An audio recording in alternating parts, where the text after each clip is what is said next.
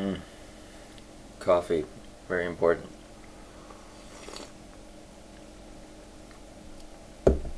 Uh, I am Kung Fu. No hubris in that name, no. Oh, it's funny. Anyway, fear of death. I understand where you're coming from.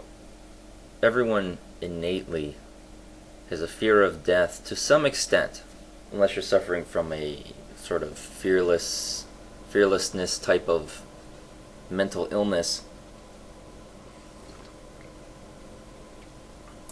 But death in the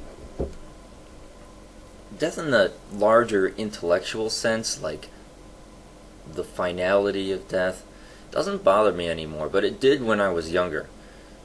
Now the only thing that's left I have is the instinctual type of death fear, and I think that has more to do with fear of injury than fear of death.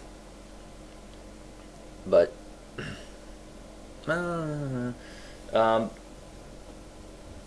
I live kind of close to an amusement park in Sandusky, Ohio, called Cedar Point. Because I live in Michigan, so we got to drive around Lake Erie to get to it. But anyway, there is a ride there called the Power Tower, which is lifts you up in an open seat with others, of course, up to about 200 and I think it's like 212 feet up in the air, and suspends you there. I think I counted once. It's 12 seconds. Suspends you there for 12 seconds, and then throws you down with compressed air faster than the force of gravity would have you accelerate.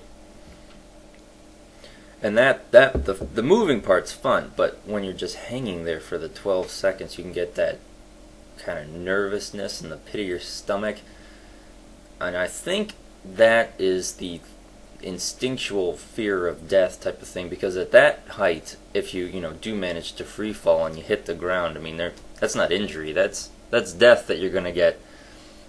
But it's the same type of an instinctual fear reaction that I get when I was precariously perched on the roof of my house trying to clean out a gutter.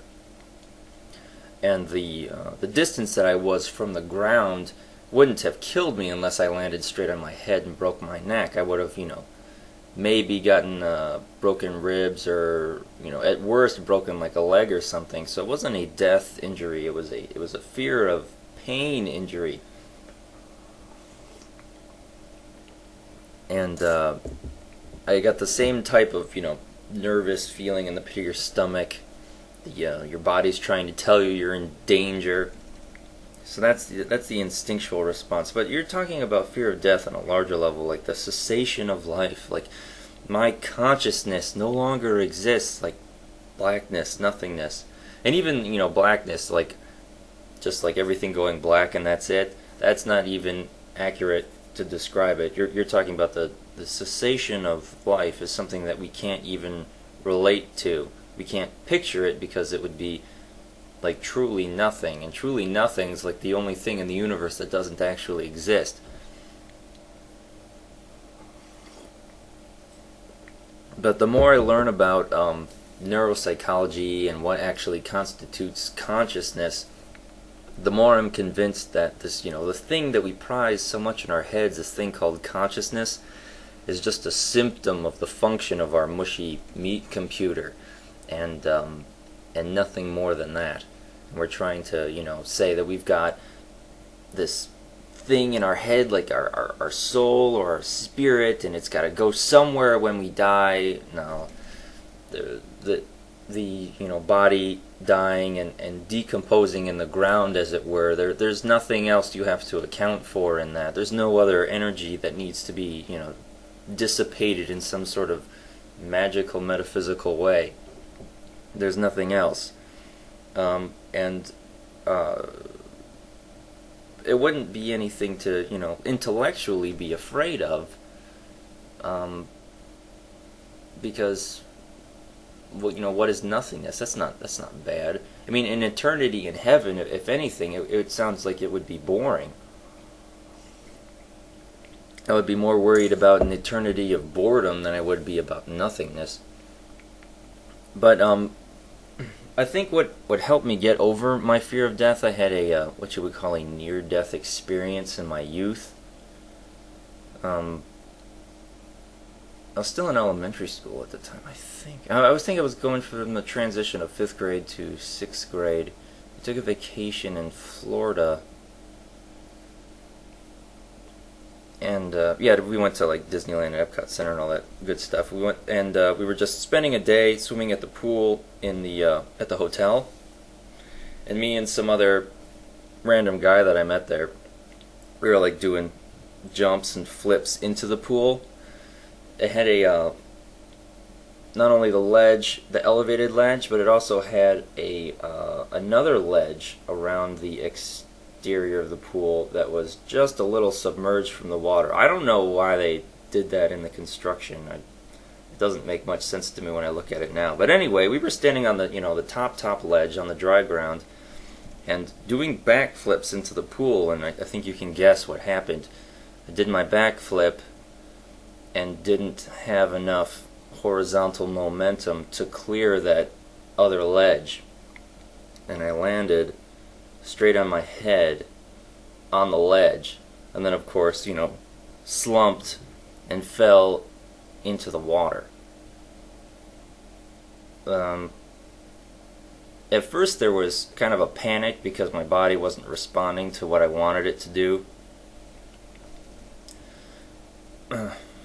Just the shock of striking my head like that just relaxed every muscle in my body.